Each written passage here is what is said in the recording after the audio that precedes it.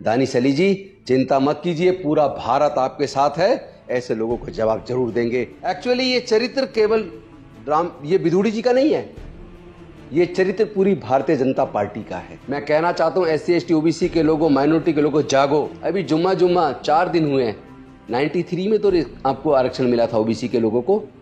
अरे आपको 43 साल लगे आरक्षण लेने में, लेकिन EWS के नाम पे जनरल कैटेगरी के 12% लोगों में से 10% लोगों को 4 दिन के अंदर आरक्षण दे दिया।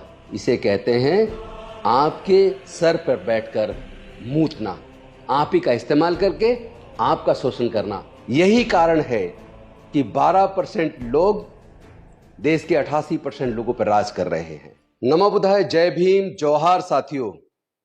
सबसे पहले तो मैं आप सबको संकल्प दिवस पर शुभकामनाएं देता हूं। जब डॉक्टर बाबा साहेब अम्बेडकर जी का सामान बाहर फेंक दिया था बड़ौदा के अंदर, तो उन्होंने कामाठी बाग के अंदर संकल्प लिया कि मैं अपना पूरा जीवन इस बहुजन समाज के लोगों को पूर्ण आज़ादी दिलाने में लगाऊंगा। लेकिन आज आपको शुभकामनाएं देते हुए साथ ही साथ मेरा दिल दर्द से भरा हुआ है, और वो इसलिए भरा हुआ है, नई संसद में जिस तरह की शुरुआत भारतीय जनता पार्टी के सांसद रमेश बिधूड़ी जी ने की है, वो बेहद शर्मनाक, पूरे देश को शर्मसार करने वाली और पूरे दुनिया के सामने भारत को बदनाम करने वाली है। लगता है जैसे कि वो सांसद नहीं बल्कि पूरे समाज में आतंक पैदा करना चाहते हैं, पूरे मुस्लिम समाज को डराना चाहते हैं। एक्चुअली ये चरित्र केवल ये बिधूड़ी जी का नहीं है, ये चरित्र पूरी भारतीय जनता पार्टी का है। दानिश अली जी, मैं बड़ोदरा में संकल्प भूमि में था, गुजरात में। मैंने वहां आपकी वीडियो देखी, और जिस तरह सौरभ शुक्ला आपसे जवाब मांग रहे थे, और आप जिस तरह आपकी आंखों में एकदम तुरंत आंसू निकल आ रहे, आपने कोई जवाब नहीं दिया और आप अंदर चले गए, ऐसा देखकर मेरा भी दिल दहल गया, मेरा भी मन रो उठा कि भारत ऐसे में बचेगा या नहीं बचेगा। ये लोग तो देश को तोड़ना चाहते हैं, लेकिन आप चिंता मत करना, पूरा भारत आपके साथ है, हम भी आपके साथ हैं। ये भारतीय जनता पार्टी के लोग, मैं पहले से कहता आया हूं, ये देश को तोड़ना चाहते हैं, ये देश के दुश्मन है, यही देश में आतंकवाद पैदा करना चाहते हैं। इनसे बचने की जरूरत है। अपने आंखें खोलो, SC ST OBC और माइनॉरिटी के लोगों, अपनी आंखें खोलो। और दूसरा ध्यान रहे, SC ST OBC का ही हमेशा ये लोग इस्तेमाल करते हैं। बिधूड़ी जी किस तरह OBC का होने के बावजूद जातिगत जनगणना के लिए उनकी सरकार ने साफ मना कर दिया, उन्होंने उफ तक नहीं किया। महिलाओं के आरक्षण में पिछड़े वर्ग की महिलाओं को भी रिजर्वेशन मिले, यह डिमांड तमाम विपक्षी पार्टियां कर रही थी, लेकिन बीजेपी के अंदर सबसे ज्यादा पिछड़े वर्ग के सांसद हैं, और वो गुलाम बनकर चुप बैठे रहे, किसी ने आवाज बुलंद नहीं की। यही कारण है कि 12% लोग देश के 88% लोगों पर राज कर रहे हैं। शर्म नहीं आती? पूरे दुनिया के सामने पूरे भारत को शर्मसार किया आपने।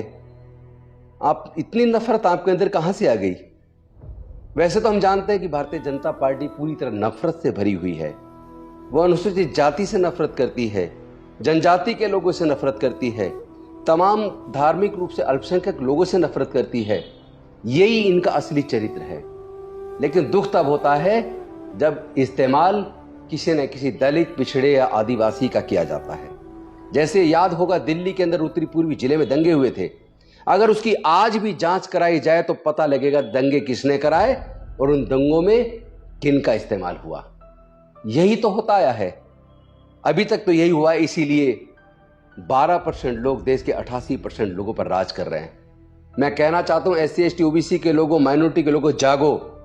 ये हिंदू मुसलमान करवाएंगे, कभी ये हिंदू नॉन हिंदू करवाएंगे, कभी ये दलित को पिछड़ों से पिटवाएंगे, कभी ये आदिवासी को पिटवाएंगे। आपस में SC ST OBC माइनॉरिटी को लोगों को लड़ा के तो ये लोग राज कर रहे हैं। देश के तमाम शीर्षस्थ पदों पर यही तो राज कर रहे हैं। सब पदों पर ये काबिज हैं, सारे संवैधानिक पोस्ट पर ये काबिज हैं, हर जगह इनका कब्जा है। ध्यान रहे, अगर आज भी आपकी आंखें नहीं खुली तो SC ST OBC और माइनॉरिटी को फिर से पूरी तरह गुलाम होना पड़ेगा। और ये केवल उनकी गुलामी नहीं होगी, ये पूरे भारत की गुलामी होगी।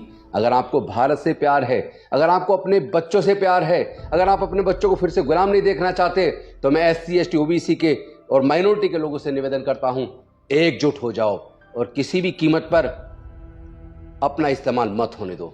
आपस में लड़ने की जरूरत नहीं है, आपस में एकजुट होकर अपने हक अधिकार के लिए लड़ो, अपने इज्जत के लिए लड़ो, अपने मान सम्मान के लिए लड़ो, स्वाभिमान के लिए लड़ो। बहन बेटी की इज्जत हमारी की लुटती है, लूटता कौन है? लूटने वालों के फेवर में खड़ा कौन होता है? आपके हक अधिकार को लूटता कौन है? कभी सोचा आपने?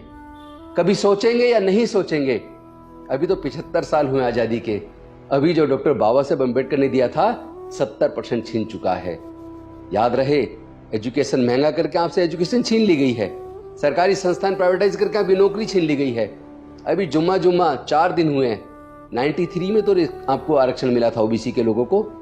अरे आपको 43 साल लगे आरक्षण लेने में, लेकिन ईडब्ल्यूएस के नाम पे जनरल कैटेगरी के 12% लोगों में से 10% लोगों को 4 दिन के अंदर आरक्षण दे दिया। इसे कहते हैं आपके सर पर बैठकर मूतना, आप ही का इस्तेमाल करके आपका शोषण करना। अब आपको सोचना है, आप फिर से गुलाम बनना चाहते हैं, अपनी बच्चों की आंखों के सामने झुकना चाहते हैं, उनसे नजरें छुपाना चाहते हैं, या स्वाभिमान के साथ अपने समाज के गौरव को बढ़ाना चाहते हैं?